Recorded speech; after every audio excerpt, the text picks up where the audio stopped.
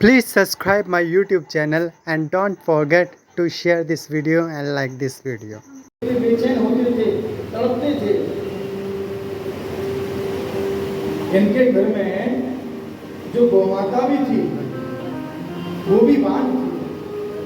उसके यहाँ भी कोई बालक नहीं होता था, कोई बालक नहीं होता था। और तो और इनके घर में तुलसी भी लंबे दिन तक नहीं रह पाती, 2-5 दिन के बाद वो सूख जाती।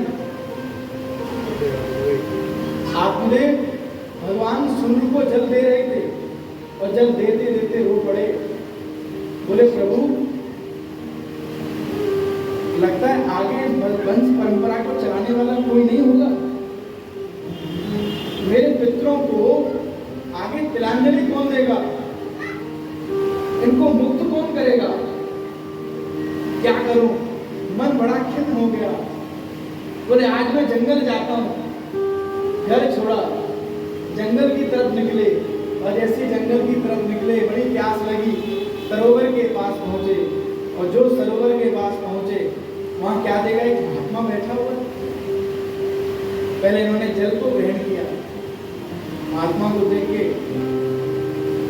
थोड़ा रोने भी लगे। महात्मा को लगा कि लगता है भगवत प्राप्ति के लिए घर से निकला हुआ है और भगवान इसको मिले नहीं है, इसलिए रो रहा है।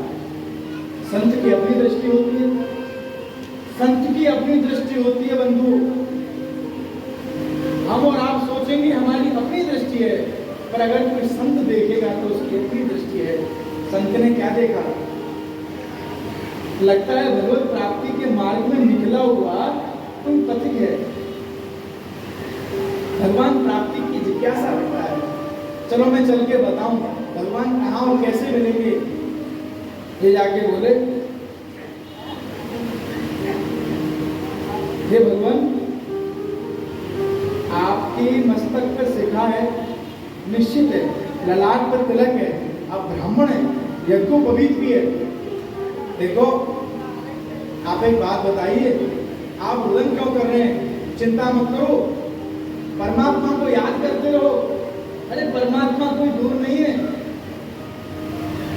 तुम्हारे पास ही है। अरे जरा हृदय को झुकाओ, अपनी गर्दन को झुकाओ, हृदय में बैठा हुआ है। एक बड़ा एक प्यारा एक शायर हुए हैं, वो बड़ी प्यारी बात कहते हैं कि दिल के आईने में तस्वीर याद, दिल के आईने में तस्वीर याद थी, बस जरा गर्दन झुकाई देखी। दूर नहीं जाना, अपनी गर्दन को झुकाना है तो देख लो, आपके हृदय में है, सब जगह है वो। जैसे इन शब्दों को सुना, आत्मदेव बोले, सुनो महाराज, तुम्हारे से लंबे चौड़े बोलना मुझको भी आता है। मैं इसके लिए नहीं रो रहा, तो फिर किसके लिए रो रहा है? बोले मेरे यहाँ कोई बालक नहीं है, मैं बालक के लिए रो रहा हूँ। महात्मा ने हाथ लिया, अपने मस्तक पे मारा।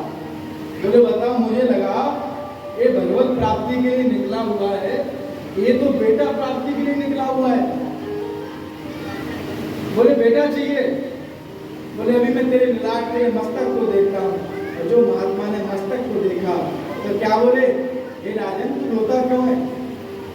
रोना बंद कर, तू इस जन्म के लिए रो रहा है, 7 जन्म तक तेरे यहाँ कोई बालक नहीं होगा। ये तेरी मस्तक की रेखाएं बता रही हैं। जो आत्मदेव ने सुना ये तो और रोने लगे। बोले सुनो, मैं हूं ब्राह्मण, तुम्हारे सामने अपना सर पटक पटक कर अपनी जान दे दूंगा, मर जाऊंगा, अपने शरीर को छोड़ दूंगा। और सुनो, तुम महात्मा हो, तुमको ब्रह्म हत्या लगेगी। महात्मा को घबरा आ गया, मैं तो अच्छा इसके झांसे में फंसा। बोले सुनो, मुझे पता है, हे महात्मा, अगर तुम चाहो तो मेरे एक नहीं कितने पुत्र हो सकते हैं, मेरी झोली में एक पुत्र डाल दो। महात्मा बोले, मेरी झोली में कौन से भरे पड़े जो निकाल के तेरी झोली में डाल दो? बोले प्रभु मुझे नहीं पता, मुझे कोई बालक चाहिए, दो, आप आशीर्वाद दो। महात्मा घबराए, अपनी झोली में से एक फल निकाला और आत्मदेव को दिया, जाओ अपनी पत्नी को खिला देना।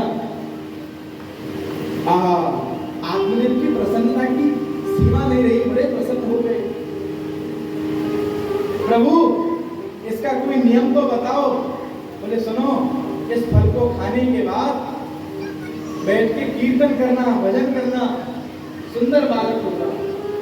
झूमते घूमते नाचते फिरते आत्मदेव जी प्रसन्न नहीं है, आनंदित हो रहे हैं, परम आनंदित हो रहे हैं। पहले तो ये रुदन में थे, आज इनका रोम रोम हर्षित हो रहा है कि अच्छा मेरे आंगन में भी बालक की किलकारियां होगी। बड़े प्रसन्न हो गए। जैसे घर पहुंचे, अब बताइए इनकी पत्नी भी बड़ी, इनकी पत्नी का नाम है धुंधली, धुंधली देवी। धुंधली देवी का मतलब समझते? धुंधली का मतलब है जिसको सदैव कलह पसंद हो, बिना बात के भी झगड़ा कर ले, और जब तक झगड़ा नहीं करेगी उसकी रोटी नहीं पचेगी। ऐसी उनकी पत्नी, पर पति के आते हाथ जोड़ के खड़ी हो जाती है। जैसे ही पति आया तो हाथ जोड़ के खड़ी हो जाती है। आओ पतिदेव, स्वागत है आपका, बड़े समय से आपका इंतजार कर रही थी, बहुत लंबे समय से आप घर पर बना रहे हैं, स्वागत है आपका। आत्मदेव बोले वाह क्या बढ़िया, मोस्ट वेलकम हुआ। बोले देवी चिंता मत करो, अब तो हमारे घर में भी किलकारियां होंगी। देख देख महात्मा ने मुझे फल दिया है, इसको तू पाले, और पाने के बाद तेरे यहाँ 9वें महीने बालक होगा। बोले महाराज महात्मा ने दिया है तो जरा मैं स्नान ध्यान करके सूर्य अर्घ देके इसके बाद पाती हूँ, चिंता मत करो। आत्मदेव जी फल को देकर चले गए। अब इधर ये धुंधली, जिसकी बुद्धि में सदैव कलह हो, वो कहाँ से फल खा लेगी। अब उसके मन में विचार चल रहा है, बताओ मेरा पति क्या बावरा हो गया है, बताओ फल खाने से तो बालक होते हैं, फल के खाने से क्या बालक होते हैं। इतने में इसकी सहेली आती है, सहेली भी बड़ी समझाती है, अरे बहन ऐसा नहीं, महात्मा ने दिया ऐसा फल है तो काय वो, पर ये समझनी नहीं है क्योंकि उल्टी बुद्धि है। धुंधली का मतलब ही उल्टी बुद्धि होती है। कलह उसको इतना पसंद है, एक दिन किसी से लड़ाई नहीं हुई, इसको तो टू मच होने लगा। क्या करूं, रोटी पच नहीं रही, क्या करूं, तो पड़ोस में गई, और पड़ोस में जाके क्या बोली पड़ोसन से कि बहन तेरे घर में अग्नि है, अग्नि। पड़ोसन बोली हाँ बहन अग्नि है। बोले मुझको दे दे। वो बर्तन में लेके आई। बोले बहन तेरा बर्तन कहाँ है। उसने खोला साड़ी का पल्लू। बोले ये रहा मेरा बर्तन, इसमें डाल दे। अब बताओ, वो बोली बहन क्या पागल हो गई है, अग्नि के कोयले में तेरी साड़ी के पल्लू में डालूंगी तो तेरी साड़ी जलेगी तो खुद जलेगी। बस इतना ही कहना था। जो धुंधली देवी शुरू हुई, ये साड़ी तेरी, तेरा पति लाया, मेरा पति लाया, साड़ी मेरी है, जलेगी मेरी जलेगी, साड़ी मेरी जलेगी, तू कौन होती है। बड़ी आई मुझे ज्ञान देने के लिए, गड़बड़ी, फिर उसकी रूढ़ी बची। ऐसी है वो। इसकी बहन आई, बहन ने कहा क्या बात है, बड़ी बहन बड़ी दुखित हो रही है, क्या बात है।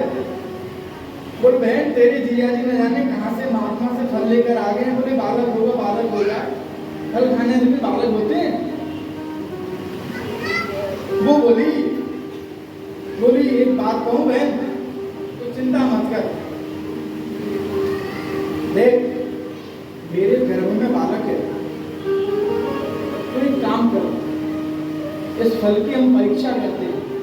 इस फल को देख, तेरे यहाँ गाय है ना, गाय, इसके अभी तो कुछ नहीं हो रहा, तो इस फल को गाय को खिला दे।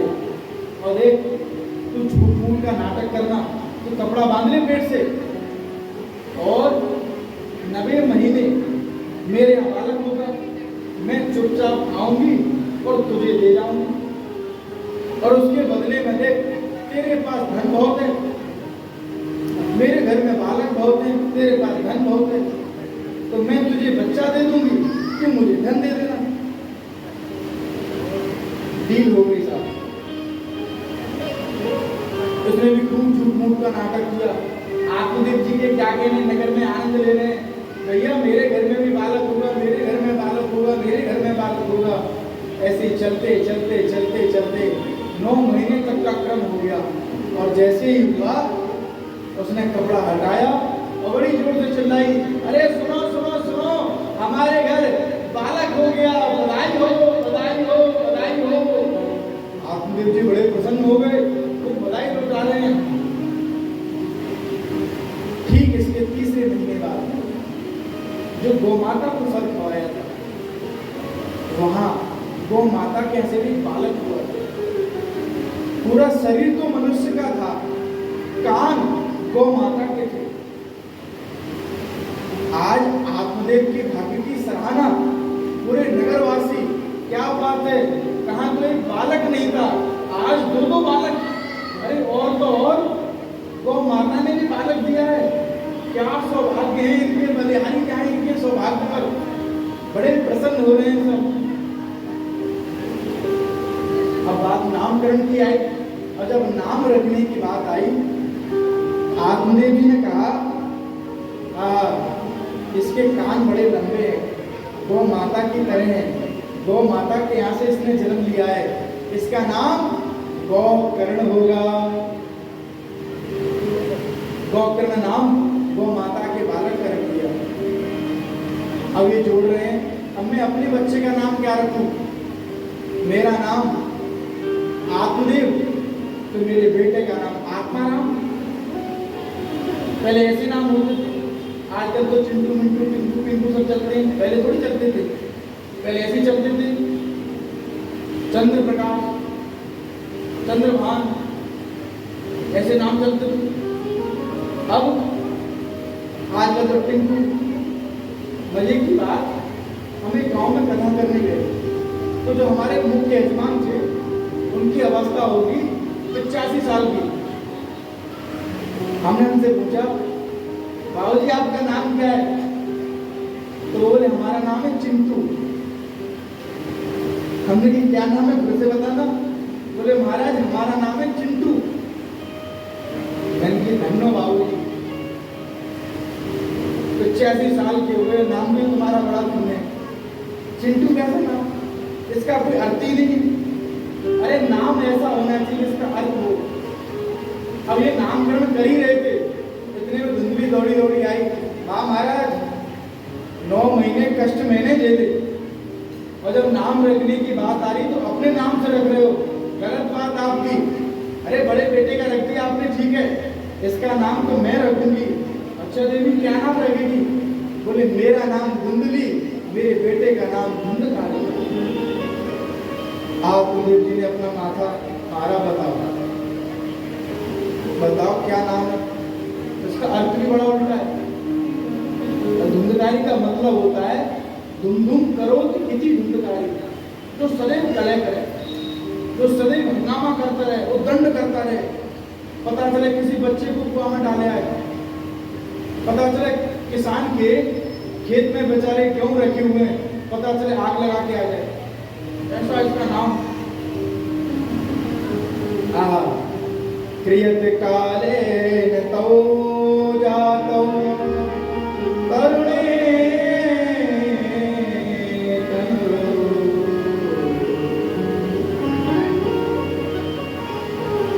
गोकर्णा पंडितो ज्ञानी धुंधकारी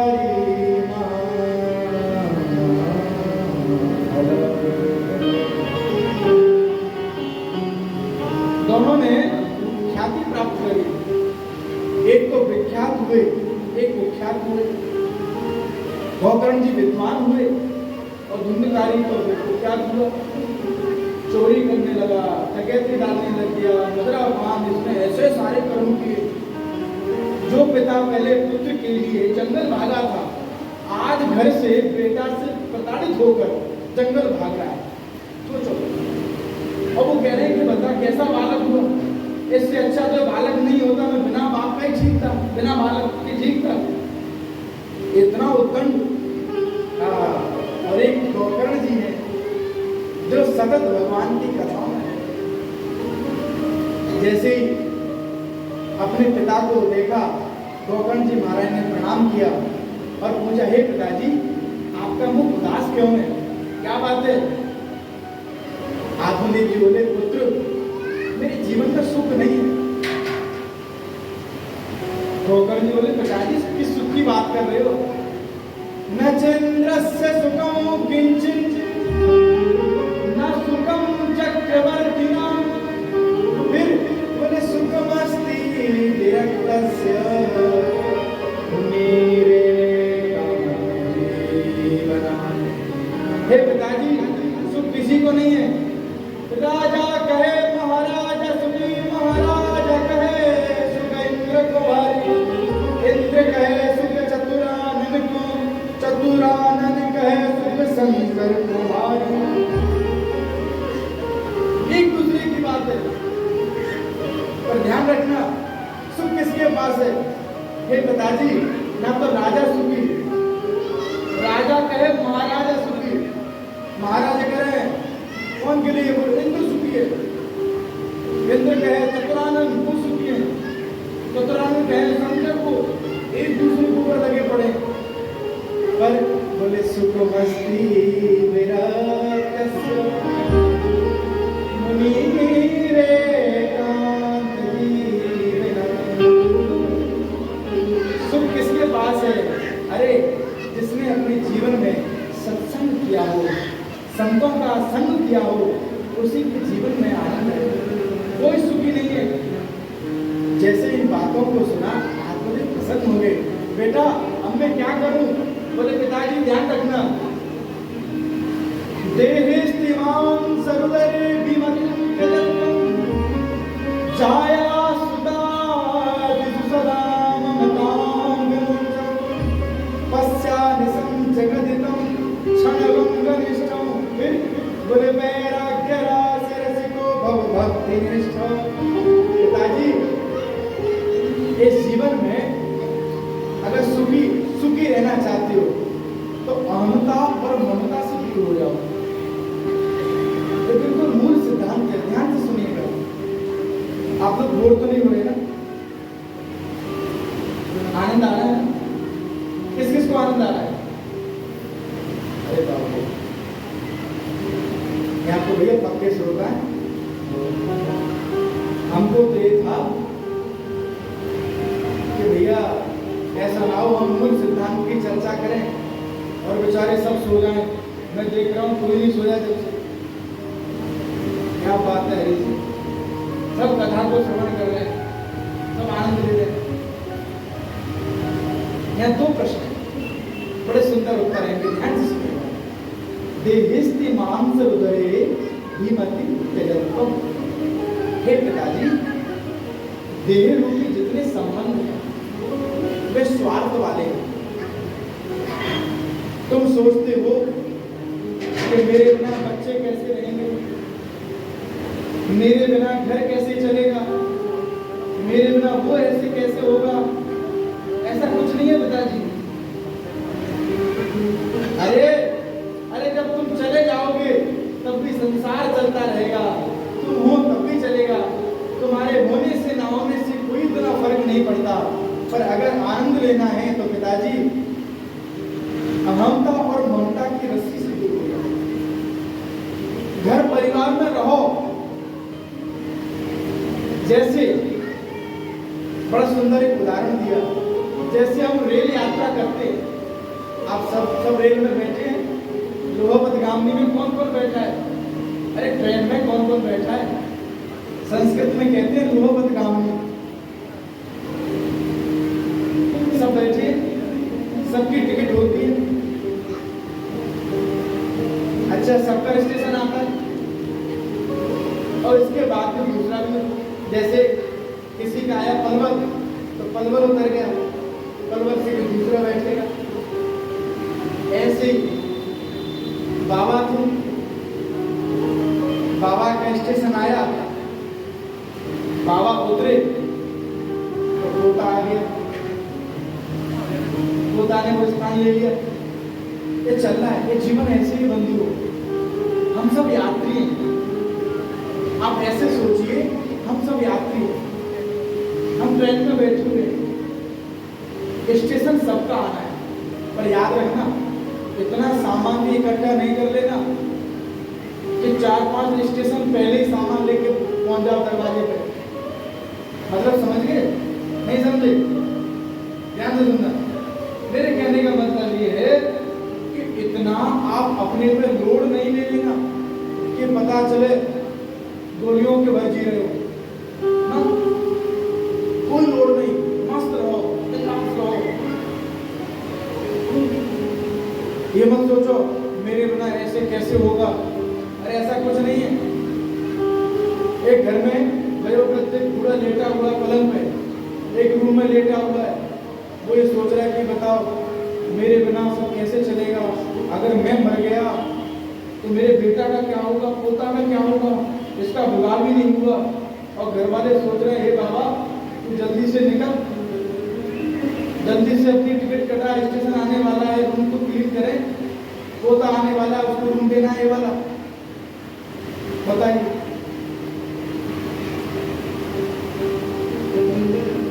अरे जब तुम उतरोगे तब तो कोई आएगा।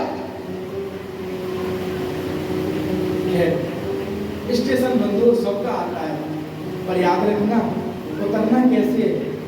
जैसे आप ट्रेन में जाते हो, जैसे आपके पास जहाँ तक का टिकट होता है, तो जैसे आप प्रतीक्षा में होते हो कि बस अपना स्टेशन भी आएगा, अपन भी उतर जाएंगे, ऐसे मुस्कुराते हुए जाना। और जैसे मुस्कुराते हुए जब उतरोगे तो श्रीमन नारायण भगवान श्याम सुंदर हमारे श्री सने बिहारी सरकार प्रसन्न हो जाएंगे। क्यों? क्योंकि वो समझ जाएंगे आहा भैया इसने कोई लोड नहीं लिया, हंसते हंसते उतरा है। और सुनो लड़ना किसी से नहीं है। जैसे प्रेम संबंध हम सबसे कर लेते हैं ट्रेन में, फिर तो देखो धीरे धीरे इतना संबंध बन जाता है कि भैया ले घर से देसी घी की पूड़ी लाए तू भी ले, बढ़िया क्या बढ़िया सुंदर सब्जी बनी है तू भी ले, लड़ुआ तो ले, भैया ने लड्डू बना के दिए हैं, अरे खीर तो खा। संबंध बन जाता है। और इसके बाद में तुम भैया नंबर दे दा, टेलीफोन नंबर, जब कभी तुम्हारे शहर आएंगे तो फोन कर देंगे। होता है ऐसे भैया अपने जीवन में इन सबसे मुक्त हो जाना। जब आए अंत समय तो मुस्कुराते हुए चले जाना, झंझट में नहीं पड़ना। और देखो भजन करते करते आप यहाँ तक पहुँच जाओगे कि आपको पता चल जाएगा कि हाँ भैया अब तो लास्ट स्टेशन है, बिल्कुल लास्ट स्टेशन है, इसलिए सावधान हो जाओ। आपने देखा होगा बहुत से महात्माएं एकांत क्यों ले लेते हैं, उनको पता चल जाता है कि भैया अब अपना स्टेशन आ रहा है, अपन को उतरना है, तो झंझट में नहीं पड़ना है। ऐसे ही भैया गौकर्ण जी महाराज अपने पिताजी को कहते हैं हे पिताजी इससे मुक्त हो जाओ और दशमस्य विशुद्ध्यर्थम नवानाम नियन अक्षरम, जाइए और श्री भागवत जी के जो 10 लक्षणों से युक्त है। भागवत के 10 लक्षण कौन से हैं? अत्यसर्ग विसर्गस्य स्थानको समूर्तया मनवंतरे येषां कथा निरोधो मुक्तिराश्रया। अब यहाँ एक प्रश्न खड़ा होता, बड़े बड़े विद्वान कहते हैं कि इसमें लिखा हुआ है कि भागवत के 10वें स्कंद का पाठ करके उन्होंने भगवत प्राप्ति कर ली, पर हमारे गुरुजन ऐसा कहते हैं कि 10 लक्षणों से युक्त जो भागवत जी हैं वो संपूर्ण भागवत जी 10 लक्षणों से युक्त हैं। ऐसी संपूर्ण भागवत जी का पठन पाठन करते करते भगवत प्राप्ति होगी। अब जैसी इनकी भगवत प्राप्ति हुई, गौकर्ण जी फिर अपने जंगल जाके भजन में मस्त हो गए। इधर तो धुंधकारी को पता चला अब तो घर में कोई नहीं है, अब तो कलह शुरू। मैया को डांटता है, ए कितना सोना रखा है तेरे पास, कितना धन दे मुझे, जलती हुई लकड़ी देता है, मारता है। मैया बोले क्या बालक है, मैंने कैसे इसे पाला। रुदन करने लगी, मन में सोच लिया वो तो निकल गए भजन करने के लिए, न जाने कहाँ होंगे, मुझे यहाँ छोड़ गए, मैं क्या करूं। तब इनके मन में विचार आया, क्या बोले कूपे पाते तो रात्रि में निकली धुंधली जी और कुआं में गिर के अपने शरीर को छोड़ दिया। अब तो और मस्त हो गया, अब तो घर में कोई भी नहीं, कोई रोक टोक नहीं, कोई कुछ नहीं। अब उसने क्या किया, 5 वेश्याओं को घर में ले आया। अब भैया भरण पोषण के लिए धन की आवश्यकता पड़ेगी, धन इसके पास तो सब स्वाहा, क्या करें, उसने चोरी करना शुरू कर दिया। एक दिन राजा के घर में धन चुरा के ले आया। 5 को पता चला, निश्चित राजा को पता चलेगा तो इसको तो मृत्यु दंड मिलेगा ही, इसके साथ में अपन 5 को भी मिलेगा। तो क्यों बहनों, एक काम करते हैं, इसको बढ़िया मदरा पान करा देते हैं और एक काम करते हैं, इसी को ही गोविंदाय नमो नमः कर देते हैं और हम सब धन लेकर भाग जाएंगे, किसको पता चलेगा।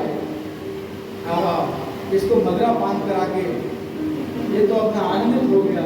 जैसे ही लेटा पलंग के ऊपर इसको बांध दिया रस्सियों से। ये कहता क्या करती हो, क्या करती हो, मुझे क्यों बांध रही हो, जोर जोर से चिल्लाने लगा, अरे मुझे छोड़ दो, मुझे छोड़ दो। एक दौड़ती दौड़ती गई, चूल्हे में अंगारे जल रहे थे अग्नि के, एक पात्र में भर के लेके आई, जिन मुंह से जोर जोर से चिल्ला रहा था छोड़ दो छोड़ दो छोड़ दो, उसी मुंह में जलते हुए अंगारे डाल दिए। तब बढ़ाता हुआ इसने अपना प्राण दिया।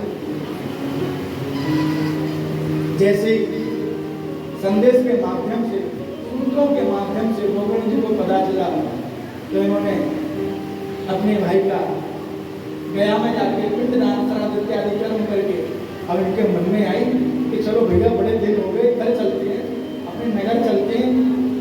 जैसे ही गोकर्ण जी आए, शयन कर रहे थे अपने कक्ष में, तो क्या देखते हैं, कभी भैंसा की आवाज आती है, कभी बकरे की आवाज आती है, नाना प्रकार की आवाज आ रही है। ये बड़े चौकन्ने हो गए, ये क्या बात है, कहाँ से आवाज आ रही है। अपनी अंजलि में जल भरा और गायत्री मंत्र से अभिमंत्रित करके जो छोड़ा, जोर जोर से चिल्ला के बोलने लगा। गोकर्ण जी बोले कौन हो, तब बोला अहम भ्राता तुल्यो धुंधकारी विनाता। ए भाई, मैं आपका भाई हूँ, मेरा नाम धुंधकारी है। गोकर्ण जी बोले तुम्हारी मुक्ति नहीं हुई, मैंने गया में जाकर पिंडदान किए, प्रेत बना। धुंधकारी बोला हे भैया, तुम गया में एक बार नहीं 100 बार पिंडदान कर देना। गया श्राद्धम सतीर्नापिर मुक्तिर मेना भविष्यति। तुम कितने पिंडदान कर देना, मेरी मुक्ति नहीं होगी। हे भैया, मुझे कुछ मेरा उपाय करो। कभी हवा का झोंका आता है, कभी इधर भाग जाता हूँ, कभी उधर भाग जाता हूँ, कभी कहीं भाग जाता हूँ। न जाने कोई तो बोतलों में बंद करने के लिए भाग रहा है, कोई न जाने क्या क्या करने में, बड़ा परेशान हूँ। हे भैया, मुझे मुक्त कर दे, मुझे मुक्त कर दे। तब श्री गोकर्ण जी बोले चिंता मत करो भैया, मैं कल तुम्हारे लिए कोई न कोई उपाय कर रहा हूँ। जैसे ही सूर्योदय हुए, भुवन भास्कर के सन्मुख जाकर श्री गोकर्ण जी ने जैसे सूर्य अर्घ दिया, अर्घ देते देते कहा हे साक्षात देव, मेरे भैया की मुक्ति का कोई साधन बताओ। तब श्री सूर्य भगवान ने कहा हे गोकर्ण जी, अपने भाई को श्री भागवत जी को श्रवण कराओ और जैसे भागवत जी श्रवण होगी इस योनि से मुक्त हो जाएंगे। जैसे भागवत जी को सुनाना इन्होंने प्रारंभ किया, भैया भूत प्रेत तो कह रहा वायु रूप होते हैं। जैसे कथा प्रारंभ हुई, सब नगर वाले बैठे हैं, सबको आज गोकर्ण जी कथा सुना रहे हैं और वहीं एक वायु रूप में आकर गोकर्ण जी प्रेत योनि में भी आके धुंधकारी कथा को श्रवण कर रहे हैं और गोकर्ण जी आनंद से झूम झूम के सुना रहे हैं। धीरे से अब इधर कथा का प्रसंग चलता है, उधर से हवा का झोंका आता है। इतने में इसने क्या देखा, सुंदर एक बांस का बांस लगा हुआ था। बांस समझते हो ना, बांस में जाके अपने शरीर को वहां स्थापित किया। शब्द चित्रों का बांस था और सुंदर सुंदर कथा चलती रही। जैसे पहले दिन की कथा विश्राम हुई तो प्रथम ग्रंथि का भेदन हो गया, द्वितीय दिन की कथा विश्राम हुई, द्वितीय ग्रंथि भेदन हो गया। ऐसे करते करते करते 7 दिन की कथा में सप्त ग्रंथि का भेदन हुआ और जैसे भेदन हुआ उसी बांस में से एक सुंदर रूप बना के धुंधकारी गोकर्ण जी के सम्मुख आके प्रणाम करने लगा। भैया आपकी जय हो, अरे इस भागवत की जय हो, इसने मुझे आनंद कर दिया, मुझे मुक्त कर दिया, अरे मुझे प्रेत योनि से मुक्त कर दिया। आज मुझे स्वयं हरि का विमान लेने के लिए आया हुआ है, मैं वैकुंठ जा रहा हूँ। गोकर्ण जी प्रसन्न हो गए, थोड़े दुखी भी हो गए। दुखी क्यों हुए? एक बात समझ में नहीं आई। बोले रुको भाई, अभी जाना, पहले मैं देवताओं की पार्षदों से बात करता हूँ। भगवान के पार्षदों से श्री गोकर्ण जी ने कहा, प्रभु एक बात बताओ, मेरा छोटा सा निवेदन है। इस कथा को सबने श्रवण किया है, आप एक विमान लेकर क्यों आए? आपको तो सबके लिए विमान लेके आना चाहिए। तब भगवान के पार्षद बोले सुनो, श्रवणस्य विवेदेनो, अरे श्रवण करने का भेद हुआ है। यहाँ जितने लोग बैठे हुए हैं, इन सबने कथा को श्रवण किया, फिर अपने संसार के काम में लग गए, तो कथा को भूल गए। लेकिन प्रेत योनि में धुंधकारी ने कथा को श्रवण करता रहा और उसका चिंतन करता रहा, इसलिए इसके लिए विमान आया है। ठीक है, विराजमान करके ले जाइए। अब इनके मन में संकल्प आया कि मैं सारे नगरवासियों को भगवान के धाम में भेजना है। फिर इन्होंने एक सुंदर आयोजन रखा और उस आयोजन में सबसे कहा कि सुनो, तुम सबके लिए विमान आएगा, ध्यान से कथा को श्रवण करो। अब जो कथा प्रारंभ हुई, 7 दिन जो कथा चली और जैसे विश्राम हुई, तो आज साक्षात भगवान श्रीमन नारायण सबके लिए विमान लेकर, और तो और स्वयं भगवान नारायण अपना विमान लेकर आए। किसके लिए? गोकर्ण के लिए। और बोले, अरे वत्स, मेरे हृदय से लग जा। एक कार्य तो तूने ऐसा किया है जैसे राम अवतार में आके मैंने रामलीला की और उसके बाद में मैं अपने पूरे अयोध्या वासियों को वैकुंठ ले गया था। कृष्णा अवतार में अपने समस्त परिकर को मैं वैकुंठ ले गया था। ऐसे तूने कथा को श्रवण करा के समस्त नगर वासियों को वैकुंठ लेके जा रहा है। एक बार मेरे हृदय से तो लग जा। आनंद की सीमा नहीं रही। गोकर्ण जी प्रसन्न हो गए। क्यों? अयोध्या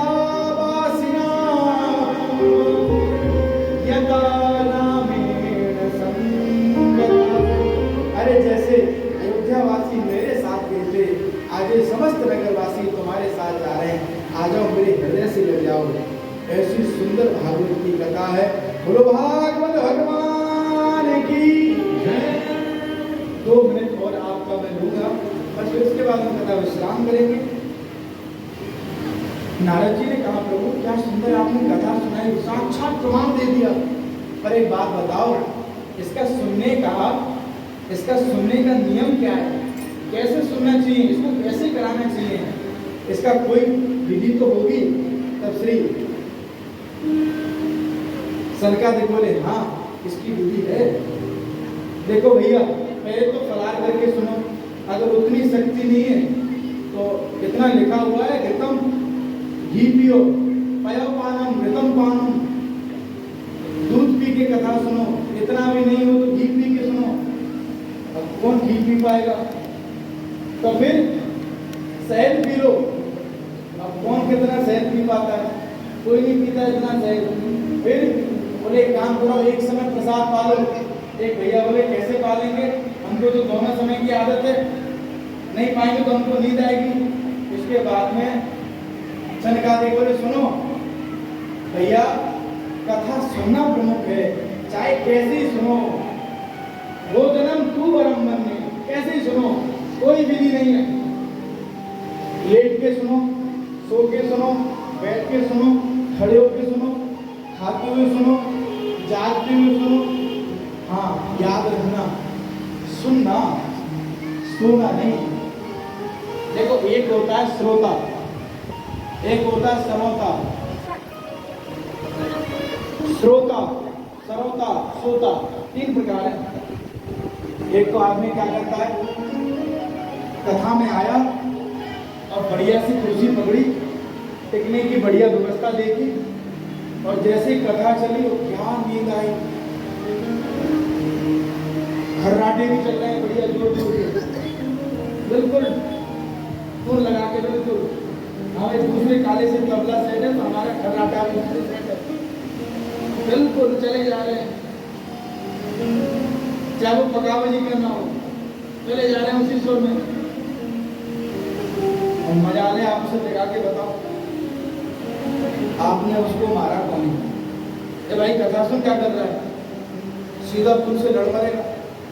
बोले यार क्या मूर्ख आदमी, क्या ध्यान से मैं कथा सुन रहा था, सुनते सुनते मैं वृंदावन की गलियों में घूम रहा था, बिहारी जी के दर्शन कर ही रहा था, पर्दा खुलने वाला ही था, ये मूर्ख तूने मुझे जगा दिया।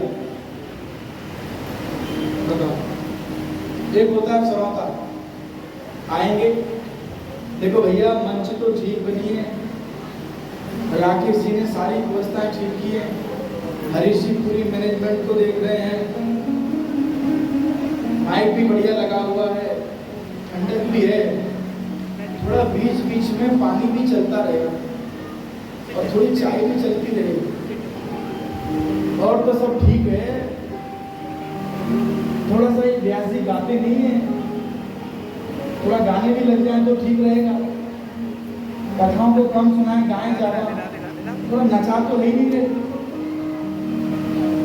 बहुत से आएंगे, अरे भैया कार्ड पहुंचा है, राधाष्टमी का उत्सव चल रहा है, चले नहीं तो राकेश जी को रामायण जाएंगे, आना जाना मिलना है, भैया उनसे मिलना पड़ेगा, चलो। तो मुंह टीका टीका होता हमारे ब्रज में कहते कि गए, अगर राकेश जी भारी मिल गए फिर तो ठीक है, 2 मिनट बाहर बैठे और चल दिए।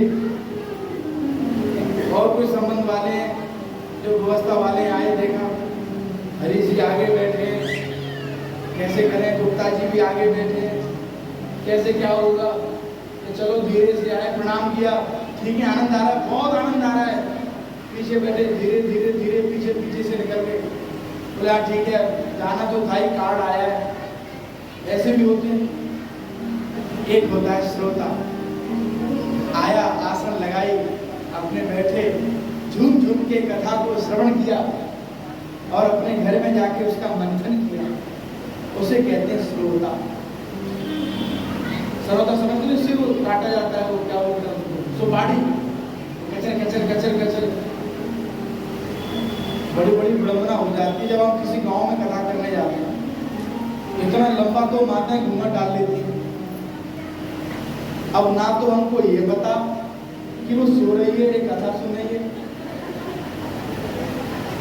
एक जगह की बात है, हमको लगा ये माताएं सो गई है, चलो तो चुटकुला सुना दें इनको। 2-4 दिन तक तो इसी बात से परेशान रहे, हंसती नहीं है। फिर धीरे धीरे पकड़ा हमने, तो वो साड़ी का पकड़ ऐसे होता है जब हंसती है, तब लगा कि हाँ हंस रही है। ऐसी विडंबना हो जाती है कहीं कहीं, तो इतना लंबा घूंघट। अब ना तो ये पता, उसमें सो भी जाती है, कौन देख रहा है, बड़ी विडंबना हो जाती है। कई प्रकार के श्रोता होते हैं, इसलिए भैया आप लोग तो दिव्य श्रोता बनिए। अरे भैया इस कान से सुनिए, यहाँ बैठाइए, अब इसका मंथन करिए, चिंतन करिए, क्या हमको अच्छा लगा, क्या हमारे लिए उपयोगी है, उसको ग्रहण कर दो, बस उसी में उद्धार हो जाएगा। एक शब्द पकड़ लिया, पूरे 7 दिन में अगर आपने एक शब्द पकड़ लिया और उसके अनुसार चल दिए, हो गया कल्याण, इसी से हो गया कल्याण। और ऐसे आप लोग आनंद से बैठे और मुझे बड़ा आनंद आया आप सबको सुना के पहले दिन में। क्यों? क्योंकि आप, मुझे पता चल गया आप सब मूर्ख के श्रोता हो, आप सब सुनना चाहते हो, तो चिंता मत करो, हम आपको कथा का आनंद भी दिलाएंगे और उसके साथ साथ भजनों का भी आनंद दिलाएंगे। ऐसे दिव्य भागवत जी सब ऋषियों में मिलके और बढ़िया सब खड़े हो गए, और दाम संकीर्तन चल रहा है। प्रहलाद स्थालधारी तरलगत दया, जो दवा कांसधारी, वीणाधारी सुरसी स्वर कुशल दया, राग करता जुनो, इंद्रोवादी मृदंगम, जय जय सुगरा कीर्तने कुमारा,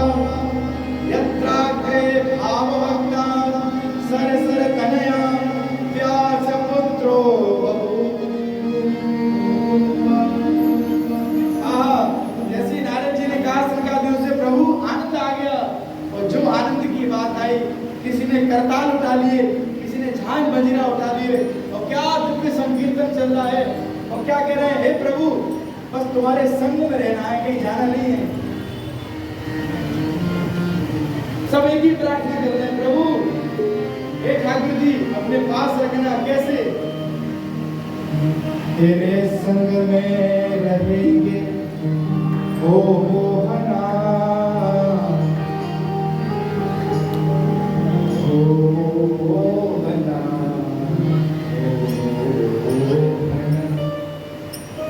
तेरे संग में रहेंगे ओ मोहना, तेरे संग में ओ मोहना,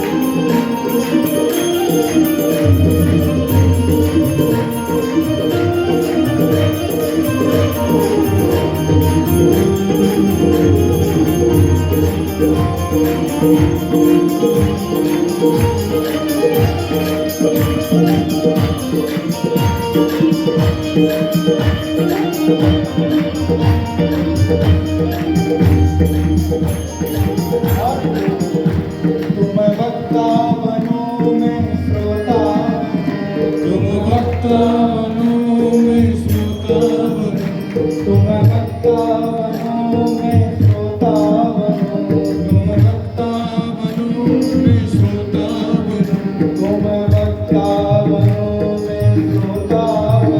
तुम वक्ता बनो मैं श्रोता बनूं। भागवत में जय हो सत्संग में, भागवत में मिलेंगे वो मोहना, भागवत में मिलेंगे वो मोहना, तेरे संग में रहेंगे वो मोहना, तेरे संग में रहेंगे वो मोहना, तेरे संग में रहेंगे वो मोहना, तेरे संग में रहेंगे वो मोहना, तेरे संग में रहेंगे वो मोहना, तेरे संग में रहेंगे वो मोहना, तेरे संग में रहेंगे वो मोहना, रहेंगे वो मोहना,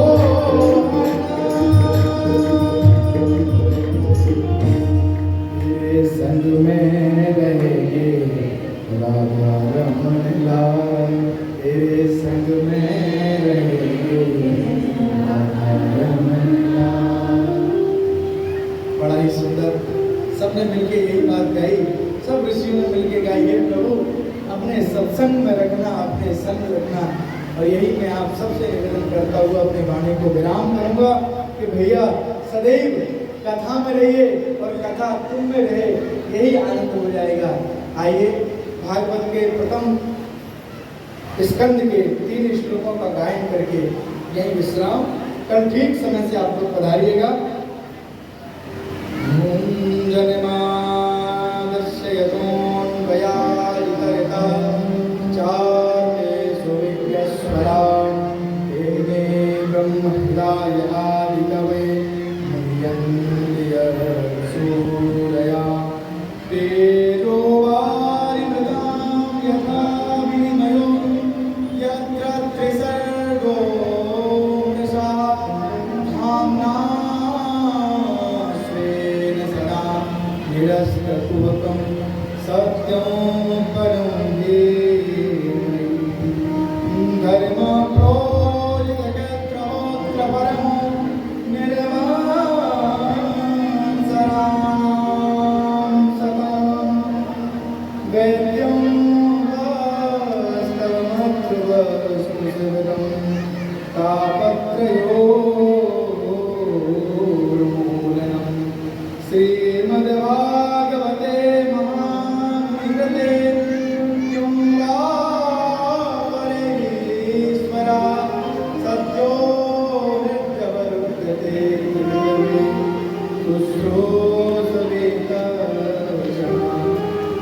निगमकल्पतरोर्गलितं फलं सुगमुखात् अमृतद्रवसंयुतं, पिबत भागवतं रसमालयं मुहुरहो रसिका भुवि भावुका, मुहुरहो रसिका भुवि भावुका। गुरु भागवत भगवान की, आदि के अंत की, श्री वृंदावन धाम की जय। जय श्री राधे। मेरे साथ 3 बार केवल महामंत्र बोलेंगे, उसके बाद आप सभी को सूचना प्राप्त होगी। हरे कृष्णा कृष्णा कृष्णा हरे हरे, हरे राम राम राम हरे हरे। हरे कृष्णा कृष्णा कृष्णा हरे हरे, हरे राम राम राम हरे हरे। हरे कृष्णा कृष्णा कृष्णा हरे हरे, हरे राम राम राम हरे हरे। गुरु भागवत श्री वृंदावन धाम की, गौ माता की, श्री राधा सने बिहारी सरकार की जय। जय श्री राम।